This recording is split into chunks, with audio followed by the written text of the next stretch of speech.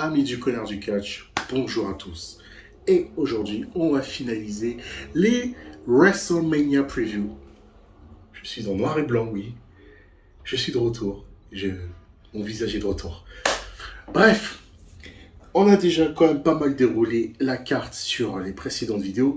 Et là, on va commencer par finir ce WrestleMania Preview qui se déroulera ce week-end.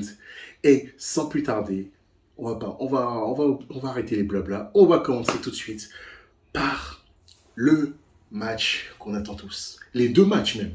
On va faire les deux matchs en même temps. Les deux matchs qu'on attend tous, mais avec impatience pour ce WrestleMania Weekend qui sera dimanche et samedi.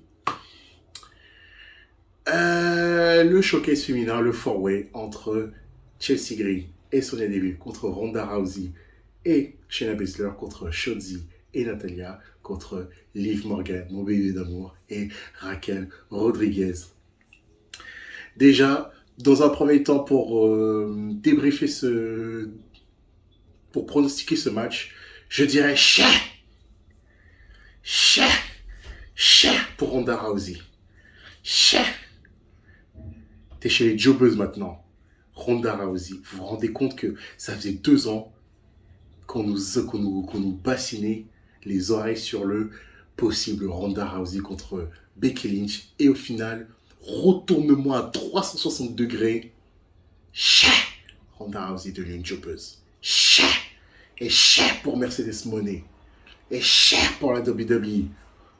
Ça, c'est un désaveu pour les fans de Mercedes Moné, a.k.a. Sasha Banks. Sasha Banks voulait le même salaire, le même statut que Becky Lynch et Ronda Rousey. Et cher Ronda fait partie des jobbeuses.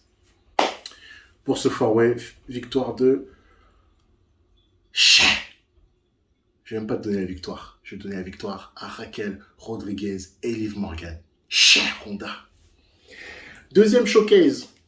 Four-way masculin, Street Profit contre Alpha Academy, contre les Viking Riders, contre Braun Strowman et Ricochet. Bon, victoire de Braun Strowman et Ricochet, c'est bon. Allez, next. Ensuite, on passe au match Seth Rollins contre notre ami Logan Paul. Alors, ce match-là, je suis assez mitigé. Ce match-là va être, à mon sens, génial. Mais Logan Paul, il va falloir clarifier la situation de Logan Paul. Logan Paul, il faut qu'il soit quand même assez présent à la WWE pour être crédible quand même. Parce que d'où Logan Paul, certes, oui, vous allez me dire, c'est une célébrité, connard. Oui, mais avoir un calendrier de jobber comme ça, pas de jobber, de part-timer, pardon, à ce point-là, ouais, bon, quand même. Fais quand même tes preuves, fais au moins 6 mois à la WWE quand même. Build-toi des feuds avec plein de catcheurs. Puis voilà, hein. Mais bon. Bon, bah, ce match-là, il est assez difficile à pronostiquer parce que Seth Rollins, d'un côté, s'il perd, il passe pour un clown. Et d'un autre, Logan Paul, quand même, il a beaucoup perdu depuis qu'il est arrivé à la WWE. Bon, hormis Roman Reigns. Mais il a quand même perdu. Je dirais Seth Rollins. Seth Rollins va gagner et Logan Paul va rester un loser. Ensuite, je passe à Asuka contre Bianca Belair. Match bizarrement buildé. Bizarrement buildé. Ça va être un match compétitif. Donc, je dirais que Asuka va être la nouvelle championne féminine face à Bianca Belair. Et pour moi, il est temps de lâcher la ceinture à Asuka. Et Asuka, il faudrait qu'elle ait une victoire à WrestleMania. Elle s'est fait boulder par Rhea Ripley. Elle s'est fait fumer par Charlotte.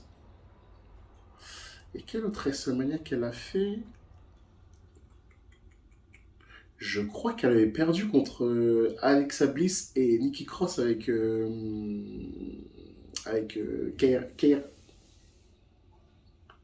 Kairi Sen, pardon. Avec Kairi Sen pour les histoires par équipe. Asuka a un bilan négatif à WrestleMania. Il faudrait le rendre positif, là. Il faudrait positiver le bilan parce que là, la meuf qui sortait d'NXT avec plus de 500 jours de règne en tant que championne, près de 800 jours en tant que meuf invincible, et au final, après, elle est devenue limite humaine d'un seul coup. Ils auraient dû builder Asuka comme l'Undertaker féminin à WrestleMania. Mais bon, c'est trop tard, c'est trop tard. On va passer maintenant au match où je vais quand même pas mal parler. Déjà, on va passer par le match entre Rhea Ripley et Charlotte Flair. Je vais aller directement et droit au but. Rhea Ripley doit battre Charlotte Flair dans un squash. Je m'explique pourquoi Rhea Ripley doit squash Charlotte Flair et pour moi qui est complètement sensé. Vu comment c'est bon, même si c'est buildé un peu bancalement, mais pour moi, ce build-up doit mener à un squash. Et il faudrait qu'il y ait un choc à WrestleMania. Et ce match-là est le match choc par excellence pour nous les spectateurs et pour le public qui va regarder le WrestleMania. Donc, et en plus, Rhea Ripley doit absolument gagner. Parce que là, franchement, c'est vraiment un must-win pour Rhea Ripley. Parce que si vraiment elle se battre une deuxième fois par Charlotte, mais là, Rhea Ripley, vu comme elle est buildée comme invincible, non. Elle doit absolument squash Charlotte. Et Charlotte, je le répète, Charlotte doit être la Triple H. La Triple H de 2005 à 2007. Donc, celle qui doit élever les nouvelles superstars. Charlotte Flair n'a plus besoin de la ceinture. Mettez-la peut-être pour les titres par équipe, pour élever les titres par équipe et encore. Ils ont mis Becky Lynch dans la tag team picture et c'est une catastrophe. Mais Charlotte doit être même une Shawn Michaels. Shawn Michaels, son run entre 2002 et jusqu'à sa retraite. Shawn Michaels n'avait pas besoin de la ceinture. Shawn Michaels, il livrait des 5 étoiles, il mettait en avant des jeunes superstars, il se battait contre des Hulk Hogan dans le temps, et Shawn Michaels était toujours relevant. Donc arrêtez de vouloir copier-coller la carrière de Papa Ric Flair et la mettre à Charlotte Flair pour dire oui, Charlotte c'est la plus grande femme du catch féminin. Non. Bref. Victoire de Rhea Ripley. Et ils n'ont pas intérêt à souper. Et j'avais oublié l'avant-dernier match, mention spéciale. Rey Mysterio, Dominic Mysterio, il n'y a vraiment rien à dire. Parce que vraiment, cette storyline a bien été buildée de Cardiff, du mois de septembre 2022 jusqu'à maintenant. Donc, je vais juste dire que c'est dur. Dominic Mysterio va battre Rey Mysterio. Dominic doit battre Rey Mysterio. Et j'avais encore oublié un autre match avant de passer au méga main event du week-end. Kevin Owens et Sami Zayn contre les Usos. Bon, j'ai toujours dit dans les spaces, j'ai toujours dit de toute façon sur Twitter ou n'importe où que le peuple réclame Sami Zayn dans la tag team picture, pas dans les tag teams. Sami Zayn devait au moins, ils auraient dû changer les plans, ils auraient dû faire un triple threat. Mais bon. On a ce match par équipe qui semble quand même important, qui va être l'un des highlights du week-end. Donc, on va manger ça et de toute façon, les Usos vont perdre cette fois-ci. Oui, les Usos là vont lâcher les ceintures contre Sami Zayn et notre ami Kevin Owens. Voilà. Et maintenant, on passe au main event. Cody Rhodes contre notre ami Roman Reigns, Undisputed WWE Championship. Je vais aller droit au but. Cody Rhodes va battre Roman Reigns pour les titres Undisputed. Là, c'est bon, je suis ferme dans ma décision. Cody Rhodes va gagner. L'après WrestleMania, pour moi, est le plus intéressant. Que pourrait-il se passer? Alors, voici moi, Fantasy Booking. Cody Rhodes va battre Roman Reigns. Les Usos vont perdre les titres par équipe. Le lendemain à Raw, la Bloodline va imploser. Ils vont se séparer. Ils vont se séparer. Roman Reigns va faire sa pause. Il va faire sa pause. J'ai 2 scénarios pour SummerSlam. Soit Roman Reigns va affronter Jey Uso à SummerSlam, soit il va vouloir prendre sa revanche contre Cody Rhodes à SummerSlam. Ce qui me semble pas très qui me semble pas très plausible parce que vu le timing entre WrestleMania et SummerSlam, un rematch comme ça, je pense qu'ils vont encore attendre pour builder une revanche entre Cody et Roman Reigns. Donc moi, je me dirigerai surtout vers Jey Uso. Parce que Jey Uso et Roman Reigns, le fil rouge continue depuis 2020. Le fil rouge, là, depuis que c'était affronté la première fois à Clash of the Castle et Innocent et tout, le fil rouge continue. Donc, pour moi, le climax de cette entre guillemets, feud caché va se dérouler à SummerSlam. Et je pense peut-être qu'ils vont peut-être continuer encore la feud entre Roman Reigns et Jey Uso sur la fin de l'année 2023. Mais à un moment ou à un autre, Jey Uso et Roman Reigns vont croiser le fer de nouveau. Donc voilà, et Cody Rhodes, pour moi, Cody Rhodes, sa première défense de titre, ce sera un ultimate match, je pense, à WrestleMania Backlash. Je pense. Parce que, je sais pas pourquoi, mais pour SummerSlam, Cody Rhodes, je pense qu'il va se diriger contre Finn Balor. Je sais pas pourquoi, mais Finn Balor, là, Finn Balor est tracé pour affronter Cody Rhodes.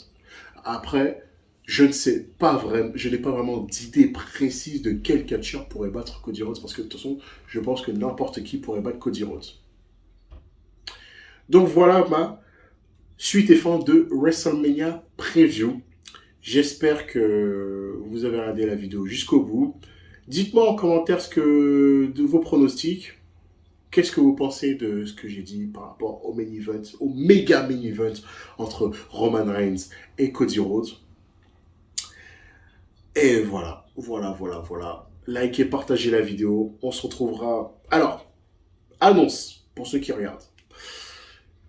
Samedi, NXT Stand and Deliver 19h.